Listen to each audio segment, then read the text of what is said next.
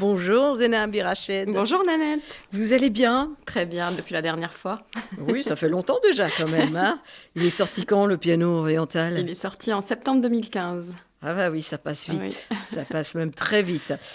Zena Birached, quelle idée géniale finalement. Hein.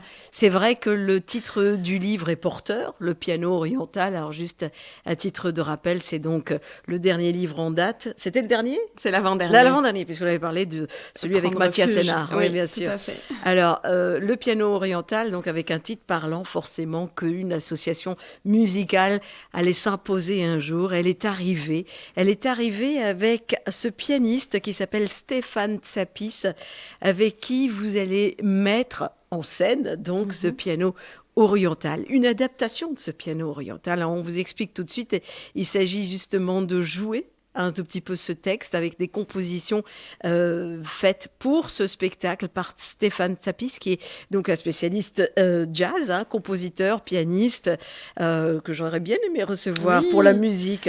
Et oui, il arrive tout à l'heure, malheureusement. Bah, écoutez, on va essayer de s'arranger. On va l'inviter plus tard s'il a le temps de passer pour une émission jazz, du coup. Ça serait formidable. Bah, on va essayer. Alors, déjà, comment est-ce que l'idée a germé? Et en fait, c'est arrivé il y a quelques années, enfin quelques mois après la sortie du piano oriental. J'ai eu la grande chance de me voir proposer une carte blanche lors d'un festival de littérature qui s'appelle Hors Limite, qui se passe en Seine-Saint-Denis, autour de Paris.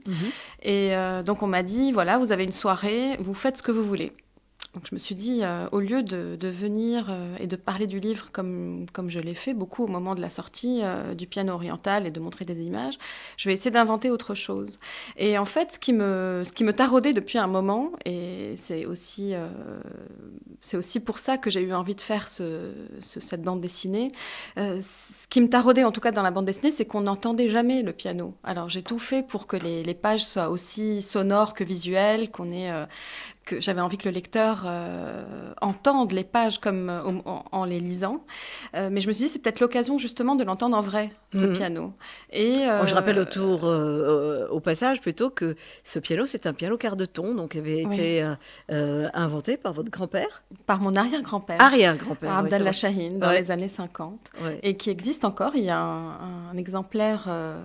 L'exemplaire le prototype d'usine qui a été fabriqué par Hofmann à Vienne dans les années 50, qui est toujours à Beyrouth.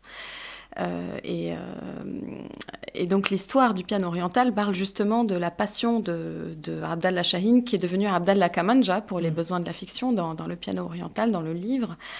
Sa passion pour le piano et pour la musique orientale, et comment pendant plusieurs années il a démonté, remonté son piano pour arriver à trouver une solution à son problème, qui était comment jouer les quarts de ton sur le clavier d'un piano sans en changer l'aspect. Vous savez peut-être que l'intervalle le plus petit sur un clavier de piano est d'un demi-ton, entre une blanche et une noire. Et donc, il voulait absolument jouer ce quart de ton, mais sans changer l'aspect de son piano. Donc, il a finalement trouvé une solution qu'il a fabriquée donc à Vienne, justement, chez Hofmann. Et c'était toute une aventure, en fait. Je crois que c'était vraiment l'œuvre de sa vie. Parce qu'à l'époque, on n'allait pas à Vienne comme ça. C'était un long voyage. Enfin, voilà. Donc, c'est ce que le livre raconte. Et au passage, enfin, en cours d'écriture, je me suis rendu compte à l'époque que cet instrument... ce qu'il avait d'extraordinaire, en fait, c'était que c'est un instrument bilingue, puisqu'il arrive à jouer la musique orientale, le quart de ton, mais que c'est aussi un clavier tempéré, comme un piano habituel. Donc pour moi, c'était un peu une métaphore idéale du bilinguisme et de la double culture. Et c'était l'occasion justement de parler de mon propre rapport à mes deux langues maternelles, qui sont le français et l'arabe, et justement comment on navigue entre ces deux langues, ces deux cultures, tout ce que ces deux langues charrient d'habitude, de rapport au monde. Et puis aussi un va-et-vient géographique aussi, puisque je suis très souvent à Beyrouth, mais officiellement je vis à Paris depuis une quinzaine d'années. Donc, vous vivez un peu moins à Paris en ce moment, je vous croise pas mal à Beyrouth. Oui, moi aussi, j'ai l'impression que je vis un peu moins là-bas qu'ici. C'est pas plus mal pour nous. Hein. Pour moi aussi, d'ailleurs. Tant mieux. Et donc voilà, donc pour en revenir au spectacle, c'est une adaptation de la bande dessinée. C'est un duo, donc j'ai la chance d'être avec Stéphane Tsapis sur scène. Je suis au dessin et à la voix, puisque je conte l'histoire. Et Stéphane m'accompagne au piano. Sur un piano qui est une réplique de celui de votre grand-père, alors si je comprends bien. Et oui, c'est ça qui est incroyable aussi. C'est encore une autre histoire, ça. Mais quand la bande dessinée est sortie en 2015, j'ai été contactée par le directeur d'un festival de musique en Belgique qui a voulu faire venir le prototype de mon arrière-grand-père de Beyrouth jusqu'à Tournai en Belgique pour organiser pourquoi pas un concert dessiné, où il avait une idée comme ça, vraiment de lier dessin et musique sur le piano de mon arrière-grand-père. Malheureusement, ça n'a pas pu se faire pour des questions de coût, tout simplement. Mais bon, j'étais assez déçue à l'époque, mais il m'a rappelé quelques jours plus tard pour me dire, écoutez, j'ai réfléchi, qu'à cela ne tienne, si on ne peut pas faire venir le piano de votre arrière-grand-père de Beyrouth jusqu'à Tournai, eh bien, on va le fabriquer ici. Et là, je me suis dit, évidemment, il s'en fout, c'est belge, il ne se rend pas compte de ce qu'il dit. et il l'a fait, en fait. Il m'a mis en contact avec un facteur de piano de Tournai, que j'ai à mon tour mis en contact avec ma mère qui est au Liban, qui lui a montré avec son ordinateur portable via Skype le mécanisme de son grand-père, donc mon arrière-grand-père Abdallah Chahine.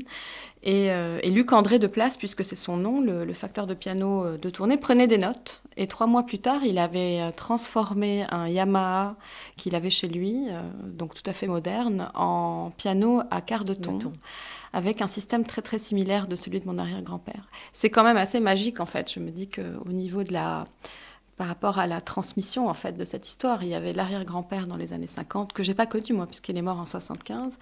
Puis j'ai fait de son histoire une bande dessinée qui a été lue par quelqu'un qui s'est intéressé à l'instrument, et voilà qu'aujourd'hui on ressuscite l'instrument. Et ouais, voilà. On a un frère presque jumeau de ce piano en Europe.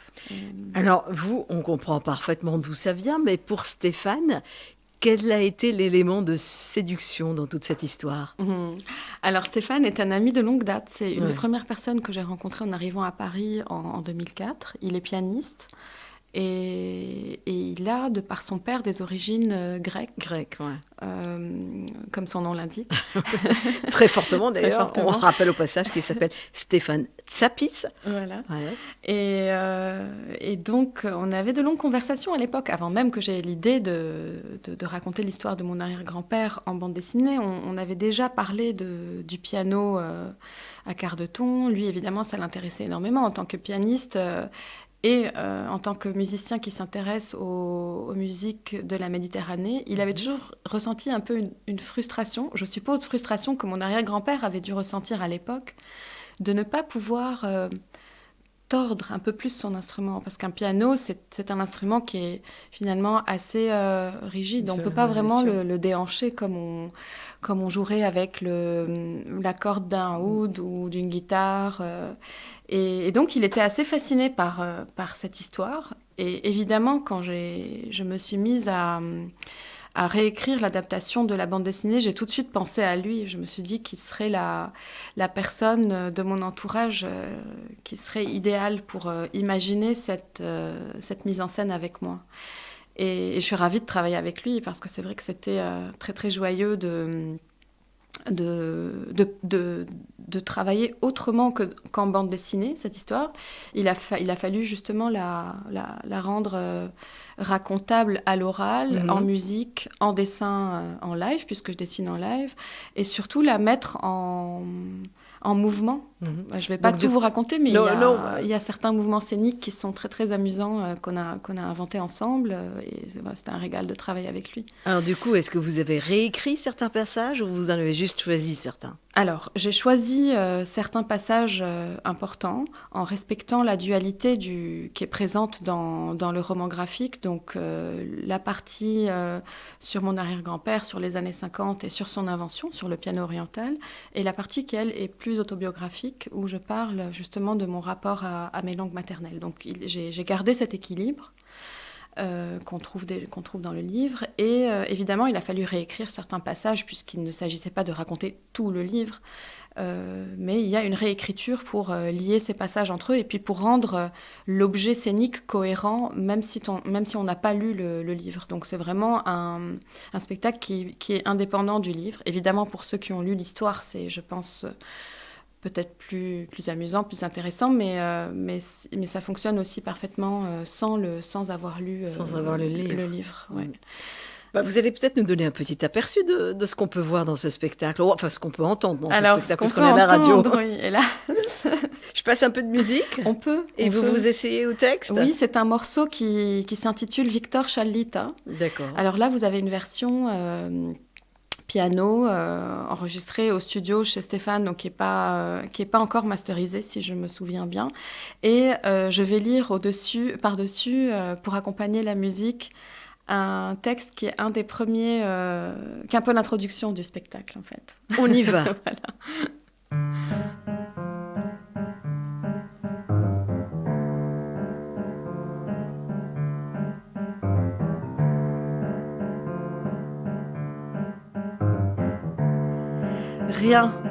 Rien n'aurait pu contrarier Abdallah Kamanja ce matin-là. Il allait retrouver Victor Chalita, son meilleur ami, devant le cinéma Rivoli, pour lui annoncer la bonne nouvelle. Il faisait beau, il était heureux. Et dans quelques jours, ils seraient tous les deux à bord d'un de ces bateaux qui passaient tous les matins dans sa fenêtre. Oui, c'était une belle journée. Dans la clameur des rues de Beyrouth, cris de marchands ambulants « Aranis, Aranis !»« Boya, Boya, Boya, Boya !» Klaxons et bruits de circulation. Abdallah se dirigeait d'un pas dansant vers la place des Martyrs. « Boukra Sahab, Boukra Sahab !» La tête dans les nuages et les pieds moulés dans ses nouvelles bottines italiennes qui croassaient encore sur le trottoir à chacun de ses pas. Il les avait achetées la veille. Après avoir reçu la lettre, cette lettre tant attendue et qui venait de si loin, il avait bondi hors de chez lui et s'était dirigé vers les grands magasins Horosdibak. Ses chaussures étaient hors de prix, il le savait, mais qu'importe. Il était attendu à Vienne par Hoffmann, le facteur de piano, pour lui parler de son invention, le piano oriental. Alors, c'était un jour de fête. Il fallait marquer le coup. Vous faites bien ça, hein.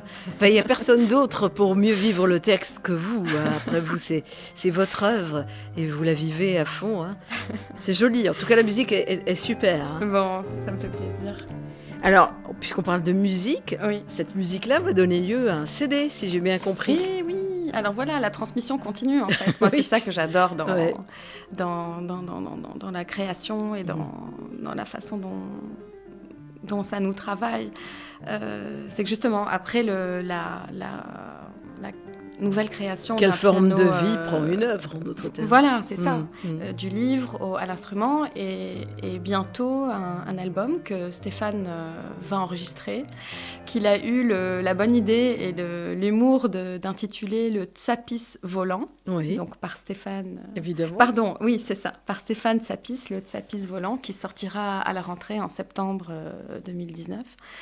Et voilà, donc il reprend les morceaux qu'il a composés pour le spectacle, évidemment avec d'autres instruments. Dans le spectacle, il y a vraiment le piano qui est une espèce de grande star du spectacle, mais dans l'album, il est accompagné par des chanteuses, et puis d'autres instruments, de la percussion, une contrebasse. Je préfère ne pas dire de bêtises, mais je sais que c'est au moins un trio.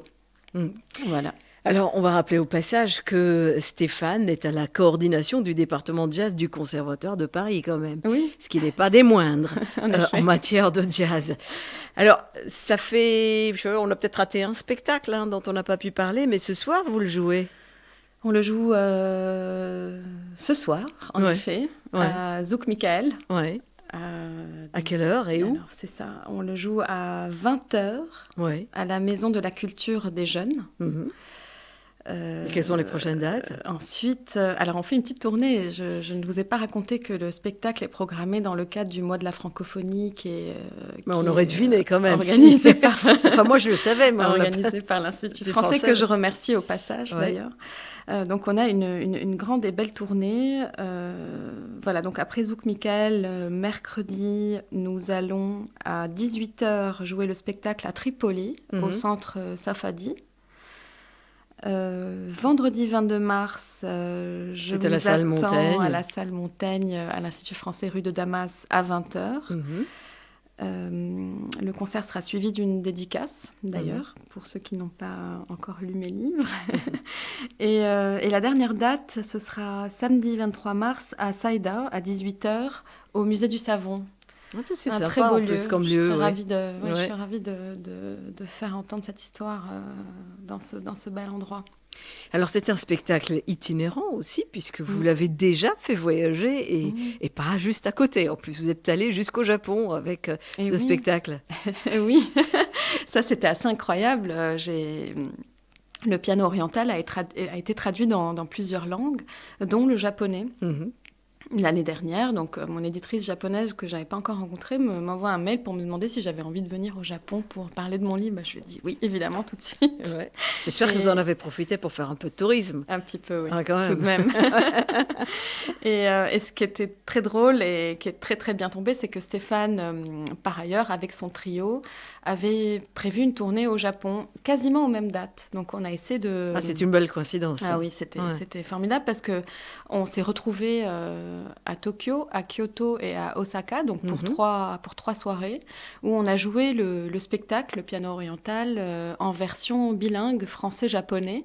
Alors, je vous rassure tout de suite, je n'ai pas appris le japonais en 2 semaines, mais on a une grande amie musicienne qui est aussi japonaise, qui s'appelle Maki Nakano, qui était sur place, qui fait partie justement du trio de Stéphane, qui a eu la gentillesse et puis surtout le coup de génie de m'accompagner au texte. Donc c'était une version bilingue. Donc je disais le texte en français. En fait, on a trouvé un système pour alterner la langue française et la langue japonaise, sans pour autant doubler le temps du spectacle. J'allais vous demander, est-ce que vous avez rallongé la musique du coup?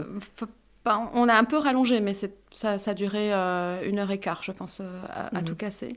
Et je me suis dit que c'était vraiment amusant de tenter l'expérience, justement, puisque l'histoire parle justement de bilinguisme et de voyage entre les cultures, de faire justement une version français-japonais. Alors du coup, comment est-ce que le livre et le spectacle ont été reçus de l'autre côté de la planète par rapport à nous?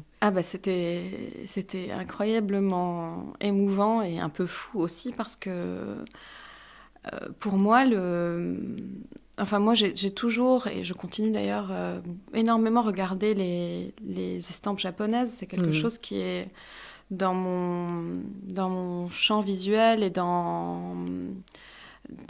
qui fait partie des images et des choses qui m'ont toujours beaucoup touchée et qui m'ont influencée. C'est un grand mot, je ne sais pas si on retrouve ça dans mon travail, mais en tout cas, ça m'a toujours nourrie artistiquement.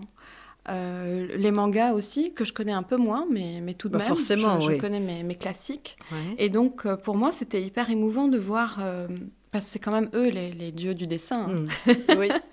de voir qu'ils recevaient ma bande dessinée et de pouvoir en parler avec les lecteurs. Et aussi, j'ai eu la chance de rencontrer Maria Masaki, qui est une grande mangaka japonaise qui connaît bien le Moyen-Orient. D'ailleurs, je m'en suis rendu compte parce qu'on a eu la possibilité d'échanger justement lors d'une table ronde.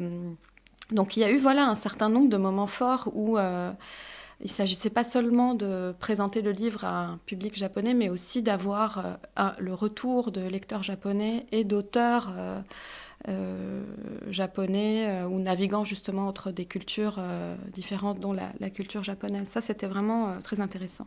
Après, c'est un pays sublime, mais voilà. Oui, j'imagine. donc, vous avez été favorablement accueillis, quoi, oui, si je comprends bien. Oui, c'était formidable. Où est-ce qu'il a été traduit, votre livre aussi ? Alors, il a été traduit en espagnol, en allemand, en italien. C'est toujours les 3 premières langues qui se manifestent pour le jeu des hirondelles et les livres précédents, c'était le cas aussi. Et du coup, est-ce que vous avez emmené le spectacle là-bas aussi ? Le spectacle, pas encore. Pas encore. Mais ça viendra, je suppose, parce que là, il y a peut-être une tournée justement en Espagne en octobre pour la sortie de Prendre refuge en espagnol. Donc, on a... Bon, c'est le livre qui est sorti après, mais ce sera l'occasion peut-être peut-être de l'accompagner. Et pourquoi pas de présenter le spectacle en français-espagnol, peut-être cette fois. Oui. Et puis sinon, le piano oriental a été traduit aussi en coréen et en chinois, ce qui est quand même assez fou parce que ce sont des cultures très éloignées quand même. Oui, et puis avec la langue japonaise, ce sont des pays qui ont eux-mêmes, enfin la Corée, la Chine et le Japon, ce sont des pays qui ont eux-mêmes leur tradition de graphique, leur tradition de bande dessinée, donc qui traduisent très peu de bandes dessinées venant d'ailleurs, donc c'est vraiment Mais du coup, comment ça s'est fait? D'où est venu l'intérêt? Vous avez été les chercher ou on vous a fait appel à vous? Eh bien, en général, c'est soit l'éditeur qui connaît quelqu'un sur place. Qui connaît quelqu'un sur place, voilà. Soit c'est des rencontres lors de festivals. Ouais, c'est pas parce qu'il connaît quelqu'un sur place que ça va forcément se faire. Non, aussi. c'est vrai. Donc il y a un élément qui a séduit. Oui, c'est une très bonne question. Je ne sais pas exactement. Je sais que j'ai eu beaucoup de réflexions sur le graphisme, justement, sur le noir et blanc, sur la... En ça, vous vous rapprochez quand même de la culture de ces pays. Oui, c'est vrai qu'il y a quelque chose qui est commun. Après, c'est extrêmement riche. Il y a énormément de codes graphiques sur place. Mais je me souviens qu'on avait beaucoup parlé du noir et blanc et l'économie de moyens que ça suppose, que ça permet aussi. Le rapport entre le vide et le plein, l'équilibre justement entre ces deux valeurs. Et puis je crois que tout de même l'histoire les a intéressés aussi, cette souplesse justement dans l'accueil de l'autre, de l'étranger, du différent, justement oui, de la double là vous parlez de culture. prendre refuge, oui, bien sûr. Non, mais même dans le piano, c'est-à-dire la souplesse du ping-pong entre deux langues et deux cultures. Ce sont des pays qui tentent de s'ouvrir aussi vers des cultures autres, des cultures différentes depuis quelques temps. Donc je me demande si ça n'a pas joué aussi, ce rapport justement à la double culture. Alors du coup, jusque-là, vous êtes allé au Japon, en Belgique, non? En Belgique, en Europe, beaucoup. Dans les pays francophones. Pour le spectacle, pardon, oui. En Belgique, en Suisse, en France, évidemment. Est-ce que j'en oublie? Et puis au Japon et aujourd'hui au Liban, c'est formidable. Ouais, et le prochain sur la liste, c'est quel pays? Sans doute l'Espagne. L'Espagne. À la rentrée. Juste après l'Italie. J'espère. Puis l'Allemagne. Ah oui, ça serait formidable. Mais je peut-être, c'est-à-dire que ces dates-là au Liban sont particulièrement importantes pour moi parce que c'est la première fois que je fais une vraie tournée comme ça avec un spectacle dans mon pays. Donc je vous ai cité toutes les dates. C'est vrai qu'on part du sud au nord. Enfin, c'est vraiment, ça va être des moments très intenses. Et ce qui est très émouvant pour moi aussi, c'est que pour la date du vendredi 22, exceptionnellement, et je pense que ce sera un moment unique. Je ne pense pas qu'il va Enfin, en tout cas, c'est une occasion unique. On va faire venir le piano de mon arrière-grand-père. Et Stéphane va jouer sur ce piano, donc, qui est le prototype qui a été fabriqué dans les années 50. Et... c'est sympa, ça. Oui, c'est un peu... pour moi, c'est... C'est un petit coup de cœur, quand même. Oui, voilà. Togod. Ça va battre. La chamade. C'est super, mais c'est déjà presque complet, vous m'avez dit. Oui, il va falloir se battre. C'est complet ou c'est pas complet? C'est pas tout à fait complet. Il y a les strapontins, c'est ça? Voilà. Zena Berach, c'est toujours un plaisir de vous recevoir dans les studios de Radio Liban. Je sens que je vais vous recevoir à nouveau très bientôt, parce que j'ai l'impression que ce spectacle va peut-être ouvrir une voie à explorer, une nouvelle voie artistique pour vous, parce que, je vous ai entendu 2 minutes là à l'œuvre, mais peut-être que le conte va vous intéresser. Ça m'a toujours intéressée. Alors, et la lecture à voix haute, future conteuse. Chiche. Allez, la prochaine fois que vous arrivez dans mes studios, c'est pour ça. Ça marche. Merci beaucoup, Zena. Merci, Nanette. Bonne chance et à la prochaine. Au revoir. À bientôt. Au revoir.